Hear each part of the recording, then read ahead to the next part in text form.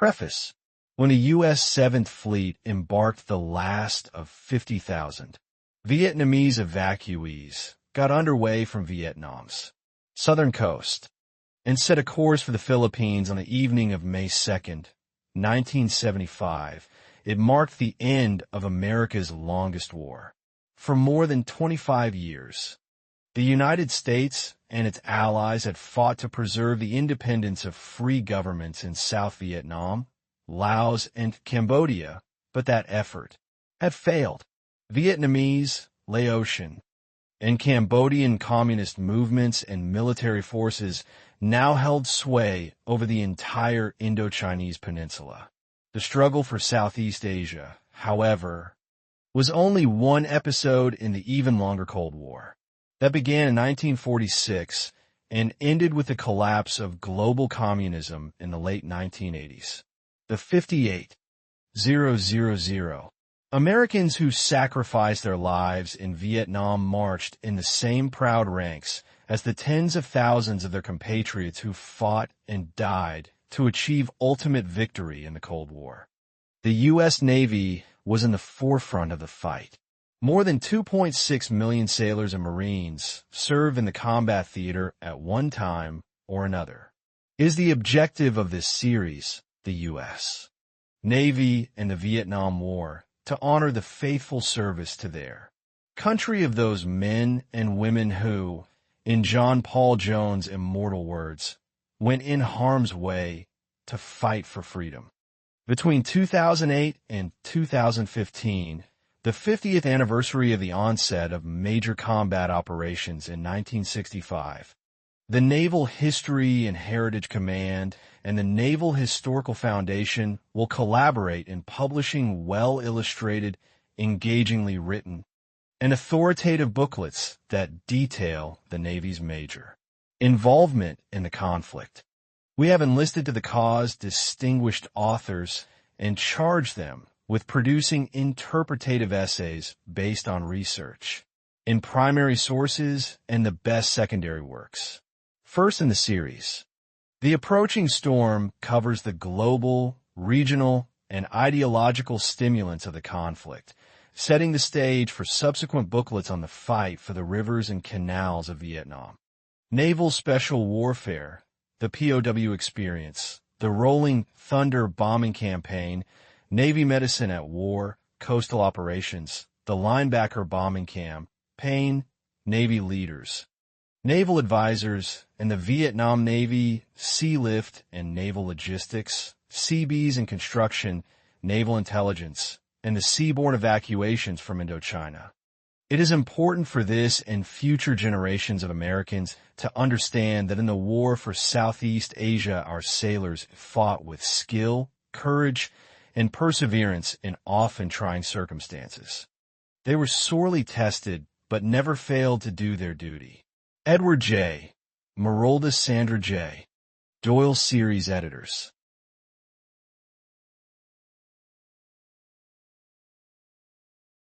Introduction.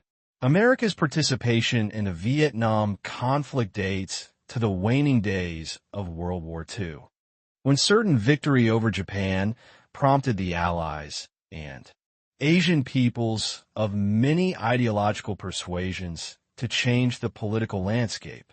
France, Great Britain, the Netherlands, and other European countries planned to re-establish control over their colonies in China, India, and Southeast Asia. The Soviet Union intended to extend its influence in Northeast Asia in general and Northern China in particular. Anti-colonial resistance movements, in many cases led by communists, prepared for military and political action to seize control of Korea, China, and Indochina. The United States emerged from World War II as a military, political, and economic colossus. American leaders were determined never to allow a return to the destructive isolationist foreign policy of the pre-war years, or the rise of any nation that could launch another surprise attack on the United States. There would be no more Pearl Harbors. Accordingly, the United States government prepared to exert strong influence over the course of events in post-war Asia. Before his death in April 1945, President Franklin D. Roosevelt had adamantly opposed the efforts of European colonial powers to reconstitute their Asian empires. His successor, Harry S. Truman, however, was much less passionate on that issue. He was less concerned about Great Britain and France returning to Hong Kong and Indochina than he was about Joseph Stalin's Soviet Union establishing political and military domination over Europe. Backed up by the massive and powerful Red Army that occupied much of Eastern Europe at the end of World War II. Soviet authorities established absolute control over the governments and economies of Poland, Romania, Bulgaria, Eastern Germany, and Czechoslovakia. Stalin applied strong diplomatic and military pressure on the governments of Greece, Turkey, and Iran for territorial and other concessions. His aggressive behavior led Truman to champion a foreign policy approach that opposed Soviet or communist global inroads, stimulated the economies of Western Europe with a Marshall Plan, and in 1949 prompted a military alliance, the North Atlantic Treaty Organization, NATO. Along with these developments, the Truman administration deployed ground and air forces to Western Europe and directed the prepara, tie-in of contingency plans for war, nuclear and conventional, with the Soviet Union. The U.S. Navy strengthened its naval units in the Mediterranean, formally establishing in 1949 the U.S. Sixth Fleet to operate there. Fleet Admiral Chester W. Nimitz, Commander-in-Chief, U.S. Pacific Fleet, signs the official document ending World War II on September 2, 1945. Many of the U.S.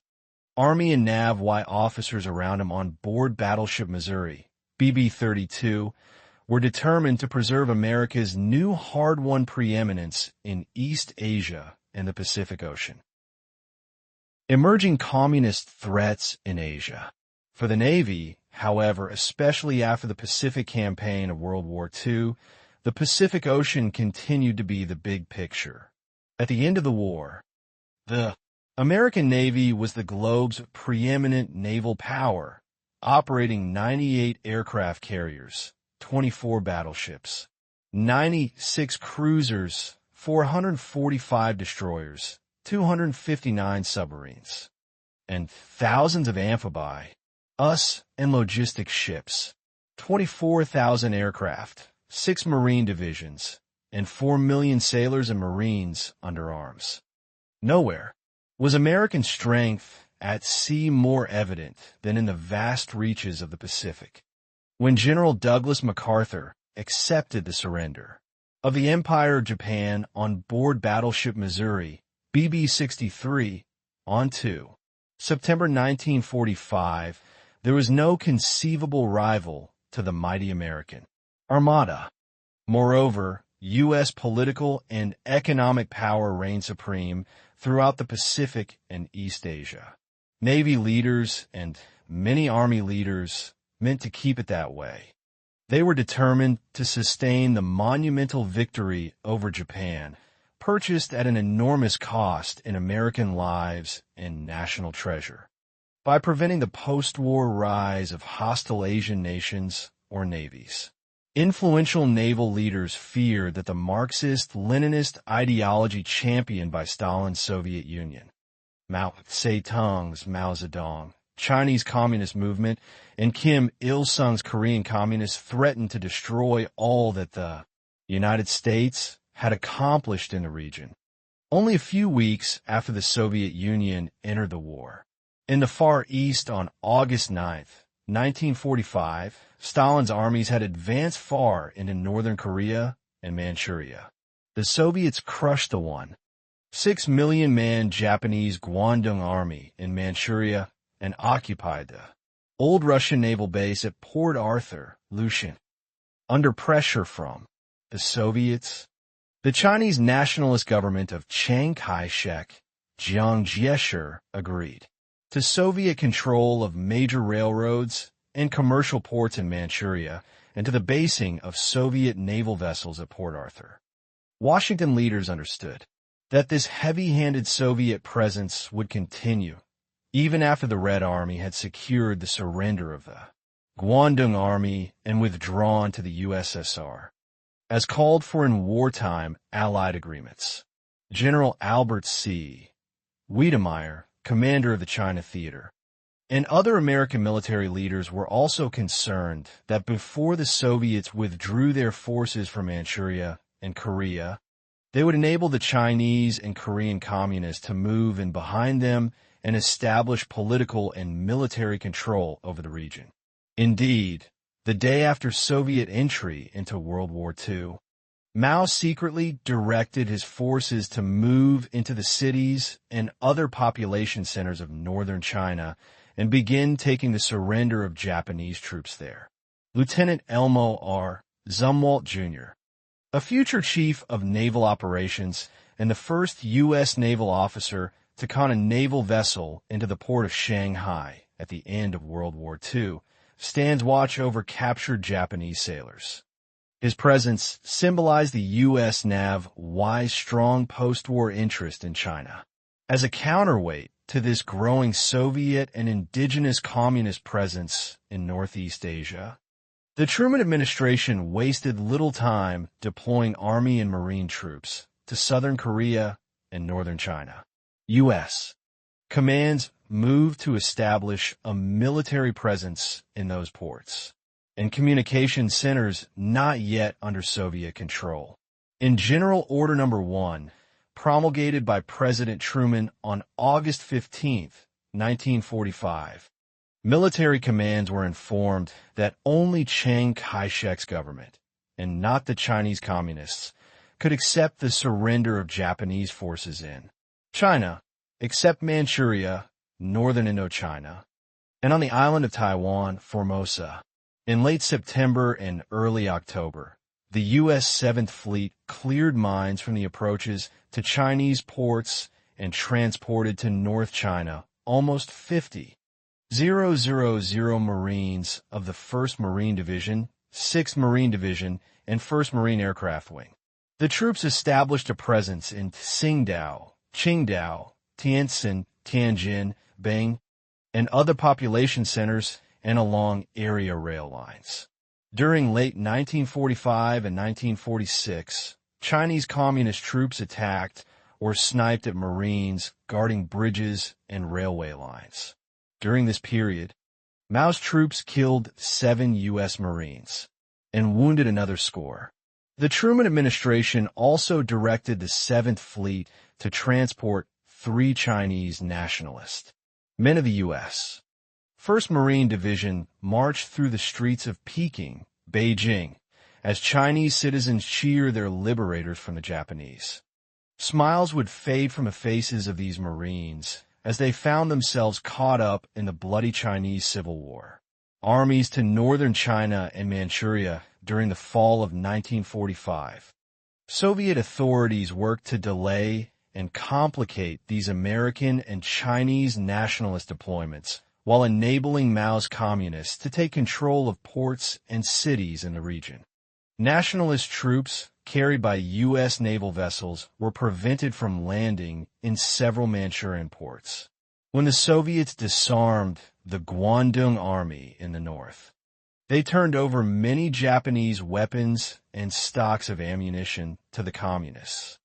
This collusion between Stalin's government and the local communists reinforced the inclination of many Navy leaders to press for an increase in U.S. support for Chiang's government. During World War II, Admiral Ernest J. King, Commander-in-Chief, U.S. Fleet and Chief of Naval Operations, saw China as the logical springboard for the invasion of Japan. To pave the way for an American amphibious landing in China, he posted to the capital at Chongqing, Commodore Milton Mary Miles, who headed Naval Group China. The dynamic unorthodox officer created an effective and wide-ranging guerrilla and intelligence gathering operation in close Kupera, tie-in with Chiang and his top military officers. The Joint Chiefs of Staff vetoed King's wartime plan for a landing in China. But the Navy continued to value its connection to Chiang and saw him as the best hope against communist aspirations in Northeast Asia. A mine planted along railroad tracks explodes as Chinese workmen and American Marines seek cover, convinced that the United States favored their Chinese foes. Mao Zedong's troops increasingly targeted U.S. forces in northern China. This appreciation of Chiang and his government was hardly universal among Americans. Army General Joseph Vinegar Joe Stilwell had been outspoken in his condemnation of Chiang for wartime timidity and military ineptitude. Others focused on Chiang's failure to rid his government of corrupt and venal officials and military officers. At the same time, some U.S.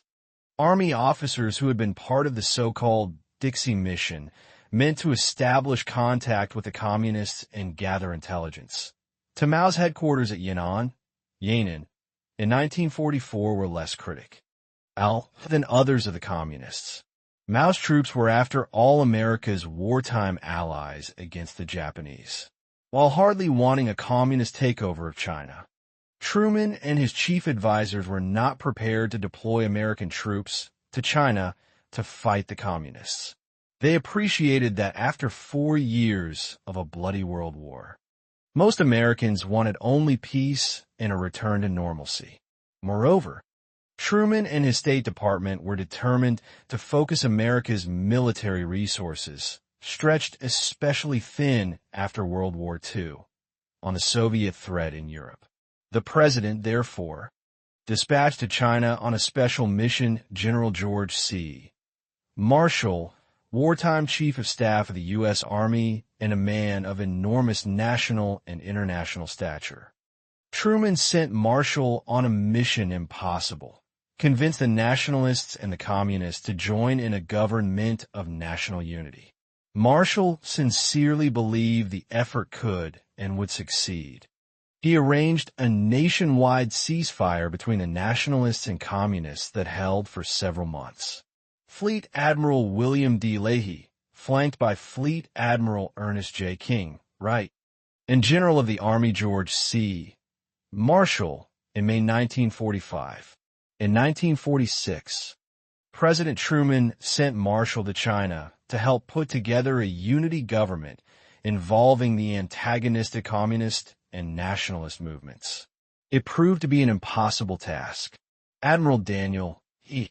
Barbie, a successful World War II amphibious commander, after presenting him with an award.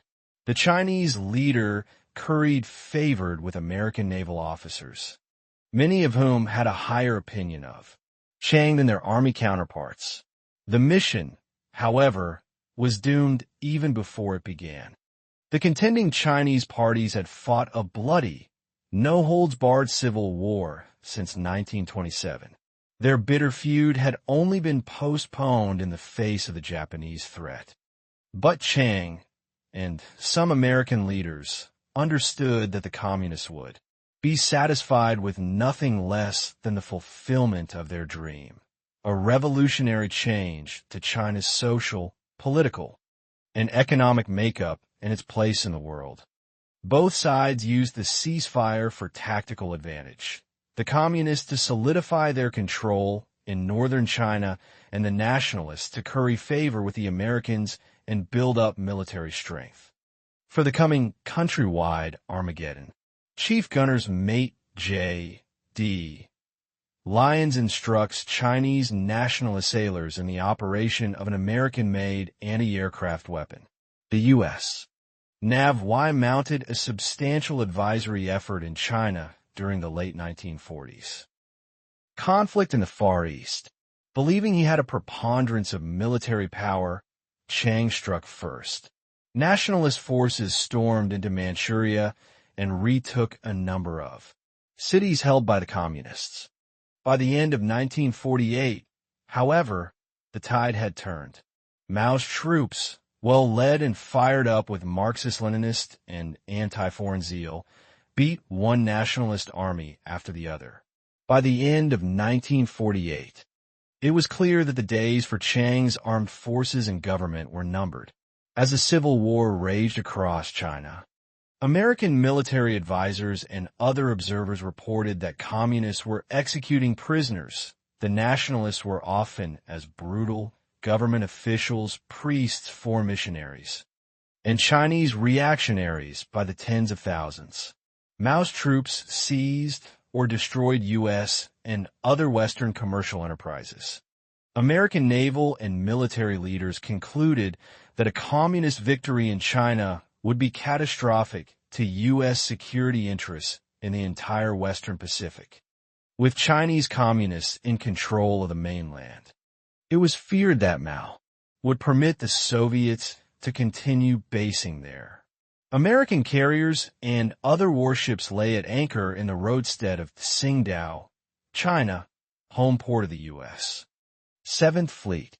During the late 1940s, Chinese Communist forces of General Lin Biao's 4th Field Army stormed a beach on Hainan Island, which fell to the invaders in April 1950.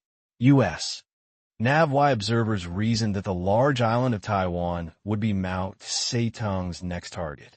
With Chinese communists in control of the mainland, it was feared that Mao would permit the Soviets to continue basing their warships at Port Arthur and indeed all along the coast of China, putting at risk U.S.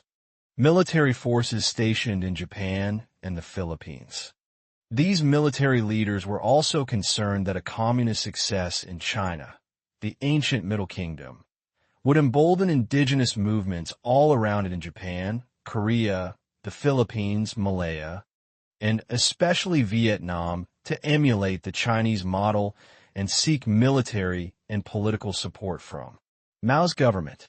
The Truman administration, however, especially after the failure of the Marshall Mission, backed away from a serious commitment to the defense of Chiang's anti-communist government. Truman grew to loathe Chiang and, like Stilwell, referred to him derisively as the Peanut. Marshall, who became Secretary of State in 1948, and his successor, Dean Acheson, pursued a foreign policy that distanced the United States from the conflict in China. They hoped to establish relations with a winner in the Civil War. For these reasons, the administration withdrew the Marines from northern China and closed the by now major U.S. naval base at Tsingtao, home to the U.S. 7th Fleet. In the spring of 1949, as communist forces advanced through southern China, the fleet evacuated Tsingtao and withdrew to Subic Bay in the Philippines. Chiang's government and surviving armed forces fled the mainland ahead of advancing communist troops and occupied Taiwan and many other offshore islands. The nationalists handily defeated an ill-planned communist amphibious assault on the island of Quemoy, Jinmen, in 1949, but failed to prevent the loss of the much larger island of Hainan in the south. China Sea during the spring of 1950.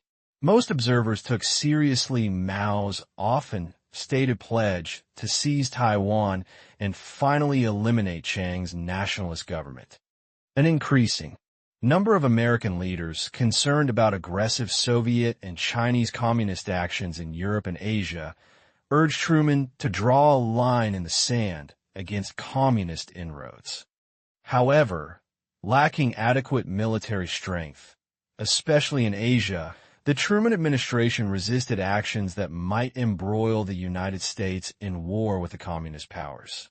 In fact, early in 1950, Secretary of State Dean Acheson publicly implied in a speech that neither Taiwan nor South Korea fell within America's Western Pacific defensive perimeter.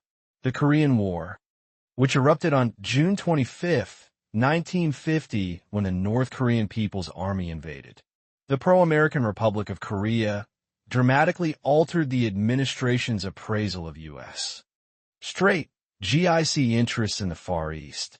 Truman now was convinced that North Korean leader Kim Il-sung acted in concert with Joseph Stalin and Mao Zedong to establish communist domination over all Asia.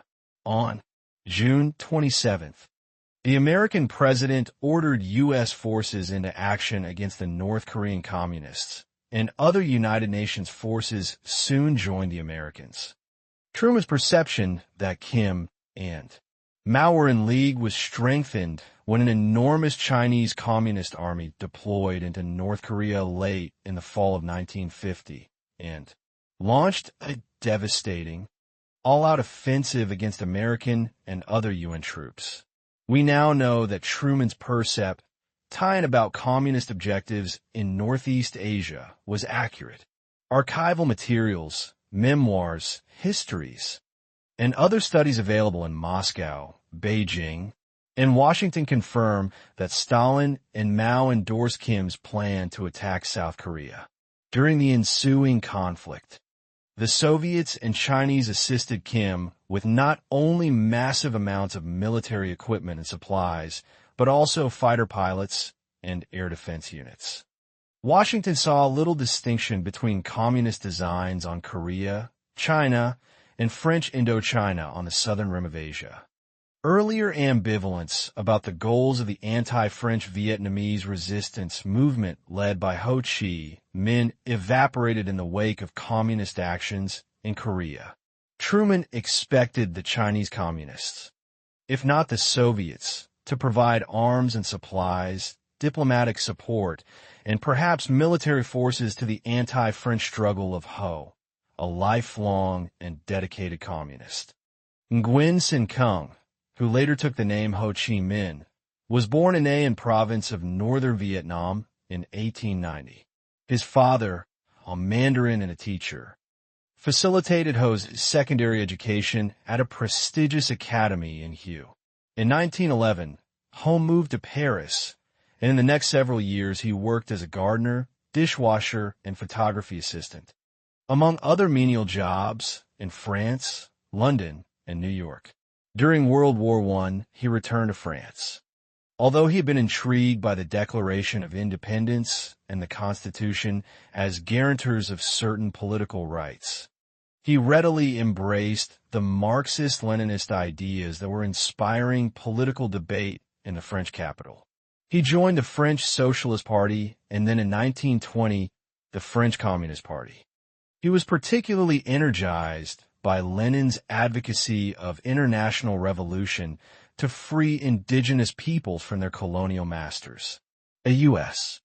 Marine keeps his rifle at the ready while guarding Chinese communist soldiers captured during the brutal fighting for North Korea in late 1950. Chinese and North Korean military representatives, flanked by armed communist soldiers, conferred during a break in armistice negotiations at Panmunjom in May 1952. Their superiors, along with Soviet leader Joseph Stalin, colluded in the earlier invasion of the Republic of Korea. 3 years later, he burnished his radical credentials and training at the headquarters of the Communist International, Comintern, in Moscow. Moving on to Canton, Guangzhou, in southern China in 1925, Ho formed the Marxist-Leninist Vietnam Revolutionary Youth League and penned radical tracts. He traveled to Siam, Malaya, and Singapore to help establish communist parties there. By 1930, Ho was the leading figure in what came to be known as the Indo-Chinese Communist Party. Ho Chi Minh and Mao Zedong collaborated frequently during the 1930s on revolutionary, anti-imperialist projects. Ho and the Vietnamese communists, like all other Marxist-Leninist movements, took up arms against the Axis powers, Germany and Japan, and made common cause with the United States and the other Allied powers in World War II.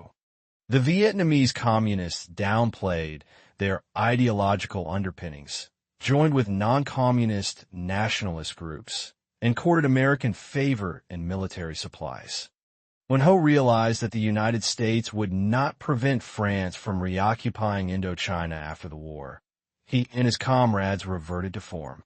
His movement, occupying much of Vietnam in 1946 before French forces re-established control, began stamping out non-communist opposition parties and assassinating thousands of village officials, landlords, and key nationalist leaders, including the brother of Ngo Dinh Diem, the future president of South Vietnam. In 1949, Chinese and Vietnamese communist forces carried out a joint attack against French positions in northern Tonkin. In January 1950, Ho traveled to China and then on to Moscow. Stalin and Mao recognized the Democratic Republic of Vietnam, DRV, reaffirmed their Marxist-Leninist solidarity with Ho's movement, and promised to provide arms and other military assistance to the anti-imperialist struggle in Indochina. Shortly thereafter, the People's Republic of China, PRC, began transporting to Tonkin 14 000 rifles, 1,700 machine guns and recoilless rifles, 60 artillery pieces, 300 anti-tank weapons, and 281 advisors, who included the obese but especially talented Chinese General Chen Gong. NAV-YAD Sky Raiders fly over Carrier Valley Forge, CV-45, in this painting by R. G. Smith. The carrier and other warships of the U.S. Seventh Fleet backed up President Truman's pledge to prevent a communist invasion of Taiwan. In mid-1950, convinced that Ho and the other Far Eastern communist leaders were acting in concert to frustrate U.S. policies, the Truman administration moved with unprecedented vigor to reorder the strategic balance in Asia. The president endorsed a huge outlay of funds to strengthen America's military establishment. In addition to authorizing U.S. forces to join the fight against the communists in Korea, he ordered the Navy to oppose any Chinese communist invasion of Taiwan. On June 29, 1950, Carrier Valley Forge, CV-45, with a squadron of the Navy's new F-9F Panther jets on board, steamed with the bulk of the 7th Fleet along the coast of Taiwan in a show of force. The U.S. Navy's presence offshore frustrated Mao's plans to destroy Chiang's nationalists on the island and thus in the Civil War. Ho Chi Minh, a fervent communist and Vietnamese nationalist. Throughout the Korean War, hostilities that involved U.S., Chinese nationalist, and Chinese communist forces inflamed the coastal areas of central and southern China. From numerous offshore islands and Taiwan itself, nationalist guerrillas and regular forces, 500,000 men organized in 42 divisions and operating 79 warships and 540 combat aircraft, mined coastal waters, bombed communist territory, and raided enemy-occupied islands. In October 1952, for instance, a naval assault force stormed an island off Fujian province, killing or capturing 1,300 communist troops. The nationalists also stopped, searched, and seized neutral and other merchant vessels bound for China.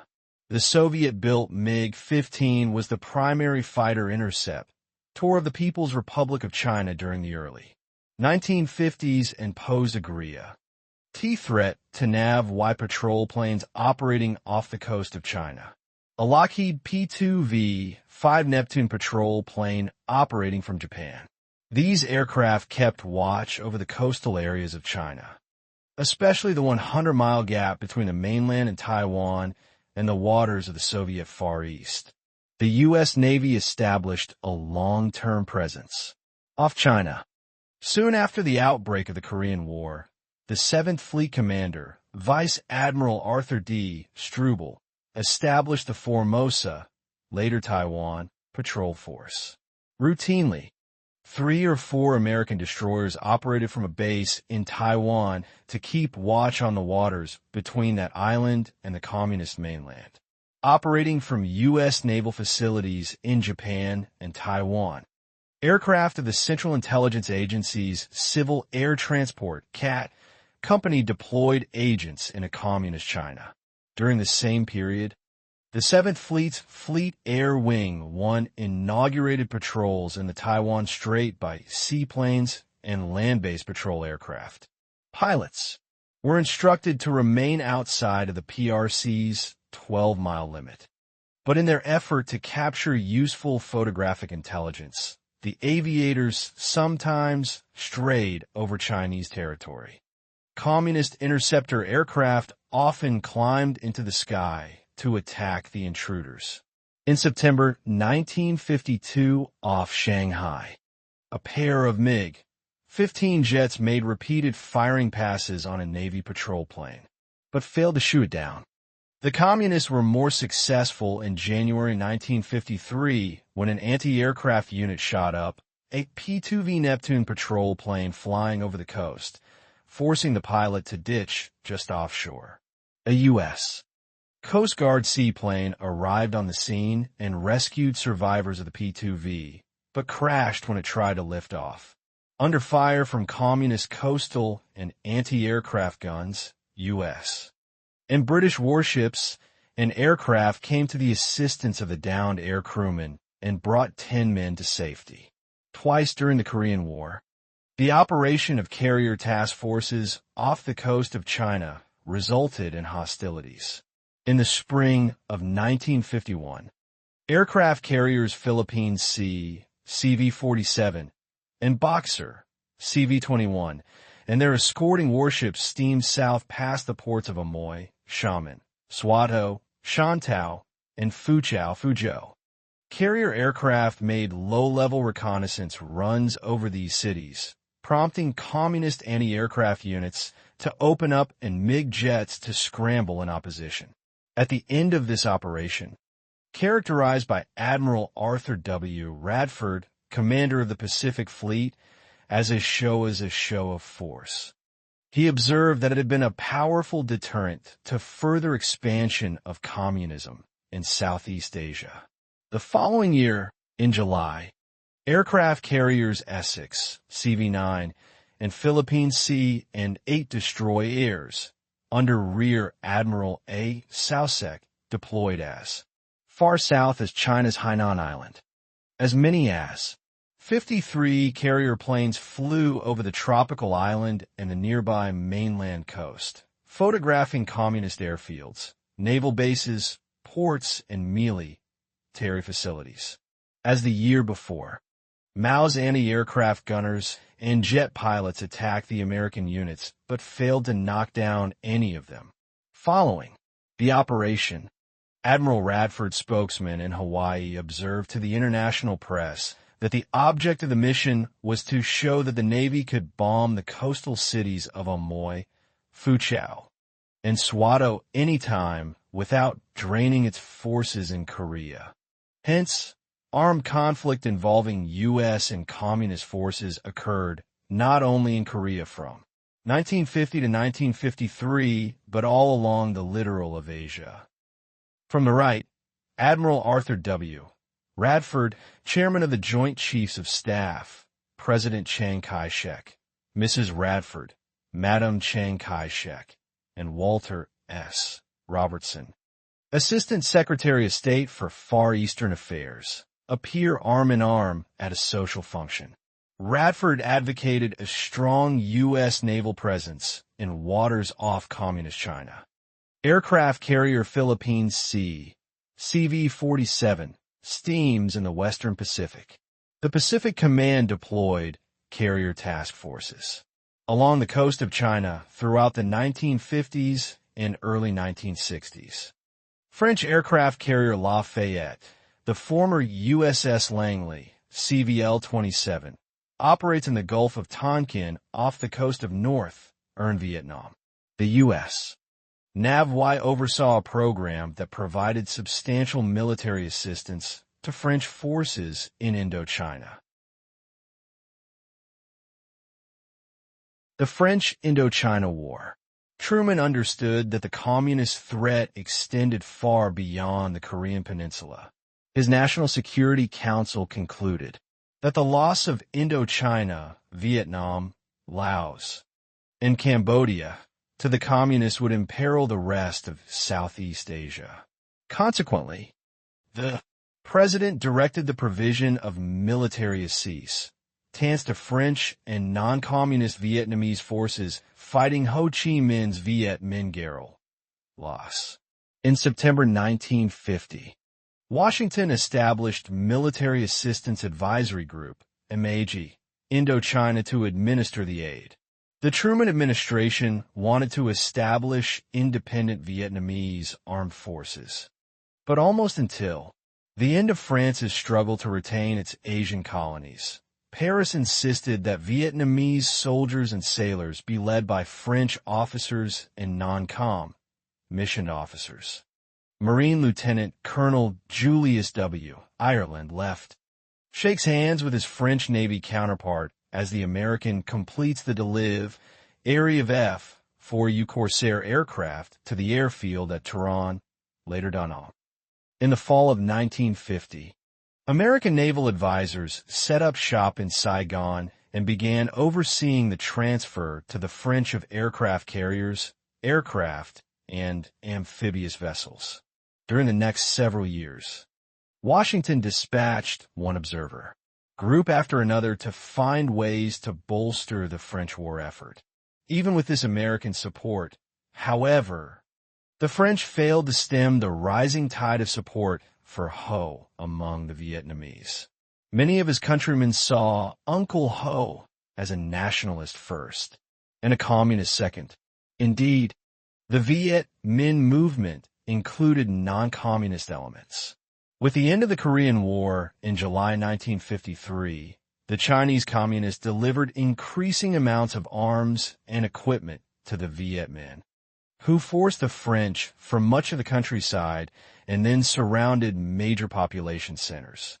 The French attempted to improve their military situation by deploying a huge force of foreign legionnaires, para, troopers, and other elite units into the communist rear at the remote village of Dien Bien Phu, site of a small airstrip. The French object was to prevent a Viet Minh offensive in Laos and at the same time draw enemy forces to the area to be decimated by what was thought to be superior French ground and air power. The French readily deployed these combat forces to Dien Bien Phu in November 1953 and established a number of fortified redoubts around the airstrip.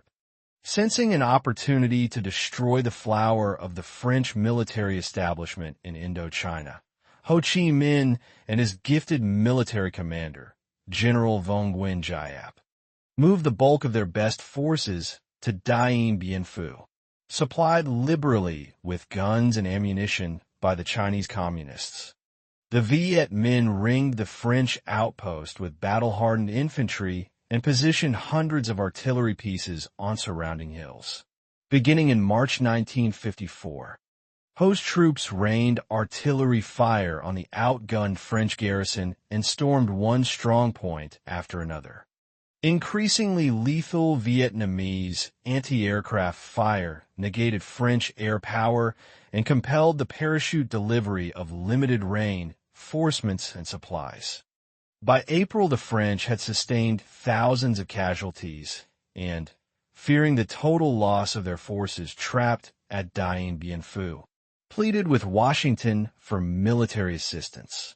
Dwight Eisenhower, elected president in November 1952, understood that a defeat of the French army at Dien Bien Phu would compel Paris to give up the struggle for all of Indochina. By the same token, a Viet Minh victory would embolden communist movements throughout Southeast Asia. Eisenhower considered the intervention of American forces to redress the balance of power. With the president's approval, Admiral Radford, chairman of the Joint Chiefs of Staff, directed the deployment of a Pacific Fleet Carrier Task Force to the South China Sea. A number of aircraft in the task force were equipped to drop nuclear bombs. Some American civilian and military leaders, Radford in particular, advocated attacks by U.S. carrier aircraft on the communist positions, ringing Dien Bien Phu. The president and other top civilian and military leaders, however, doubted that the French could be saved, with or without nuclear weapons, before he would consider taking any action. President Eisenhower wanted assurance from Paris that France would accede to eventual Vietnamese independence, accept greater international action to resolve the crisis, retain a strong troop presence in Indochina, and enable the United States to exercise more influence over strategic decision-making and military assistance. The French refused Eisenhower's conditions. Based on French recalcitrance and the outright opposition of the British to any joint military action in Indochina, Eisenhower decided against intervention. On May 7, 1954, Ho's Viet Minh forces stormed the last French-held bastion at Dien Bien Phu and marched more than 8,000 French and allied Indochinese troops off to harsh captivity. In July of that year, representatives of France, the United States, Great Britain, the Soviet Union, the People's Republic of China, the Democratic Republic of Vietnam, and other countries met in Geneva, Switzerland, to discuss ending the conflict in Indochina. In the final agreement, the signatories agreed to the separation of combatants and an election by Vietnamese of all political persuasions in July 1956 to determine the makeup of a unified government. President Eisenhower and Secretary of State John Foster Dulles considered the Geneva Agreement a disaster for U.S. foreign policy. Admiral Radford told Vice President Richard Nixon that he believed the Geneva Agreement to be a great mistake for the United States, and Nixon concurred, saying, "It is a black day for us." Neither the United States nor the non-communist government in South Vietnam signed the agreement, even though Washington announced it would not undercut its provisions regarding the introduction into Indochina of military forces or material. A separate agreement at Geneva called for the transportation and concentration of communist forces in the Tonkin region of Vietnam at the same time as non-communist forces that had supported the French were grouped in the Annam and Cochin China regions of central and southern Vietnam. The United States agreed to support the massive movement of non-communist forces and, as it transpired, civilian refugees from northern to southern Vietnam. Washington ordered the 7th Fleet to handle the operation, soon named Passage to Freedom. First, the Navy dispatched medical teams to Haiphong and other embarkation points. Lieutenant Tom Dooley and other Navy personnel constructed shelters, latrines, and other accommodations for the tens of thousands of refugees, many of them Catholics, who streamed into the ports. The refugees were deloused to prevent disease and finally helped to board U.S. naval vessels for the voyage south.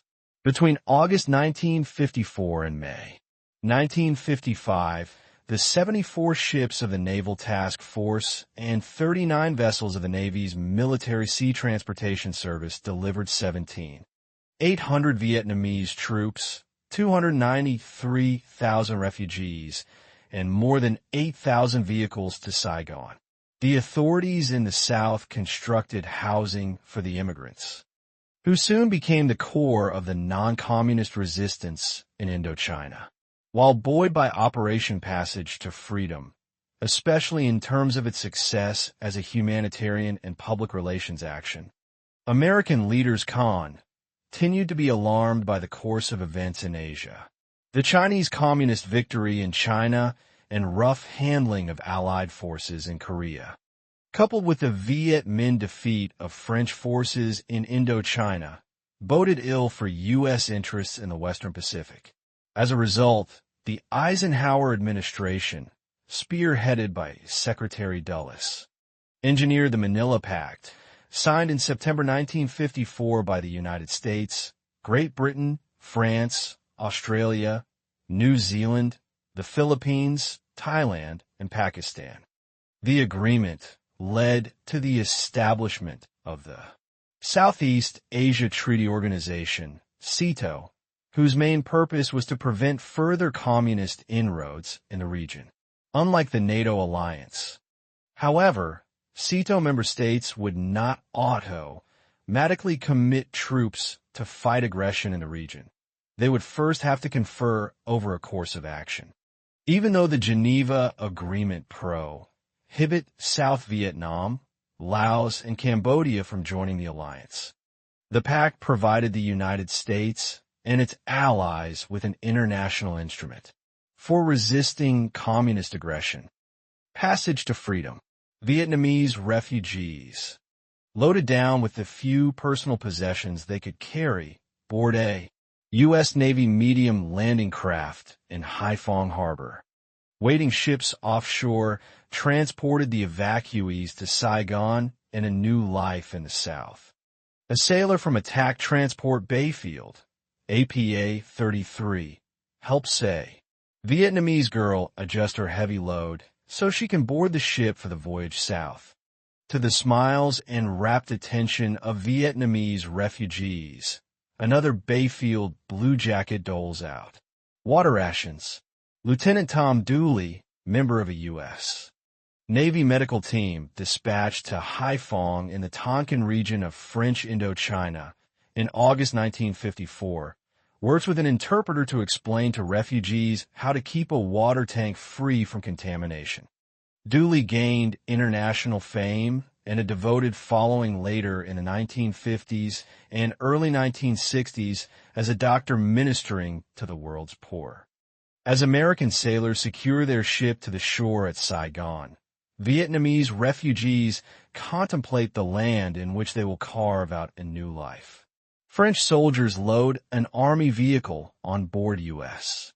Navy Utility Landing Craft LCU 1387 in Haiphong for eventual transfer to a military site in southern Indochina.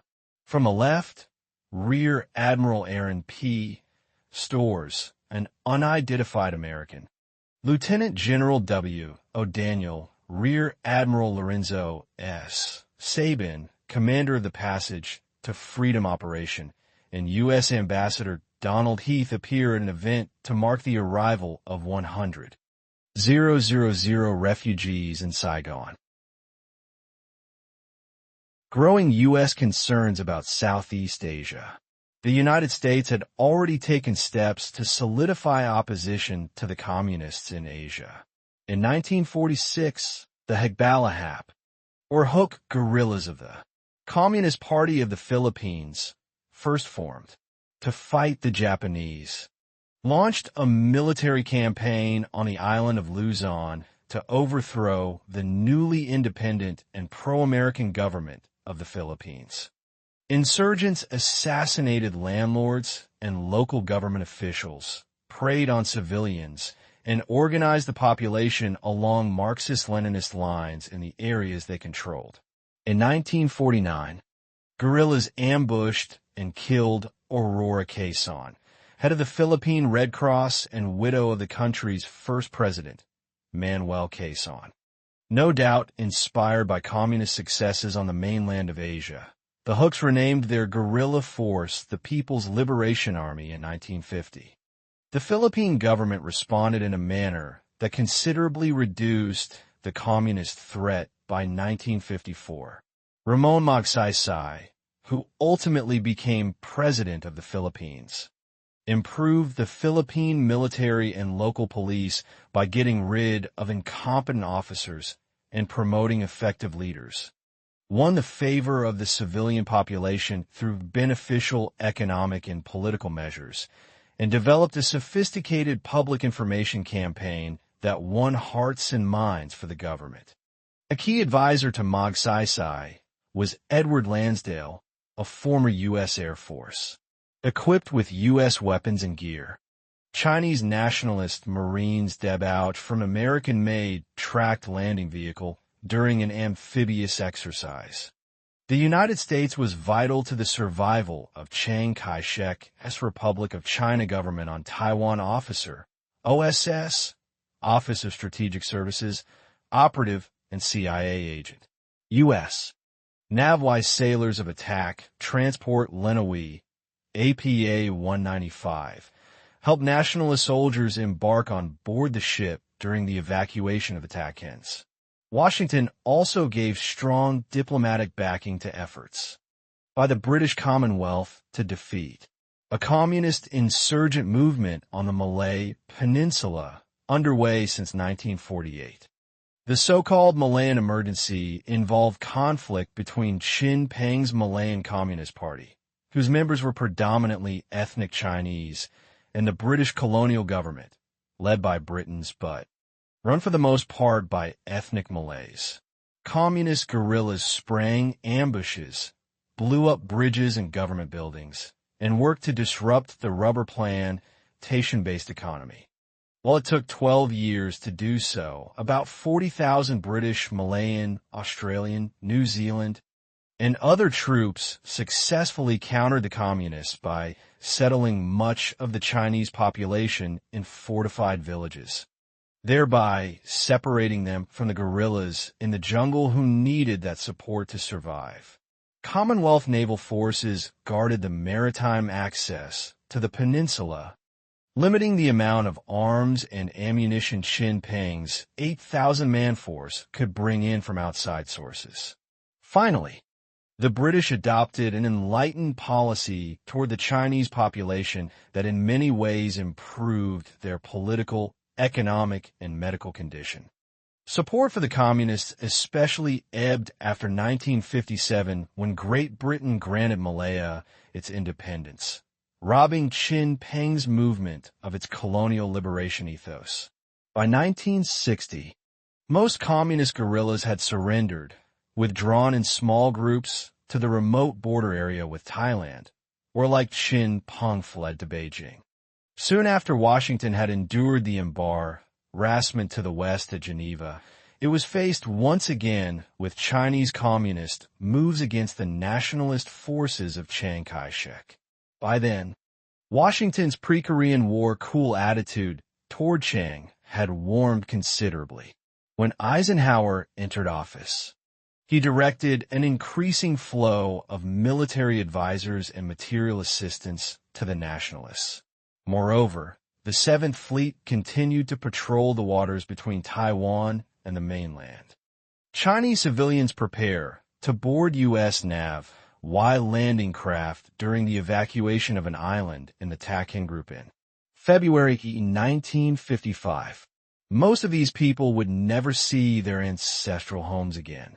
For his part, Mao Zedong, emboldened by China's success at having stood up to the United States in Korea and the communist victory at Dien Bien Phu, and needing to bolster support for domestic programs, ordered his forces to capture the nationalist-held Dachin Island Group.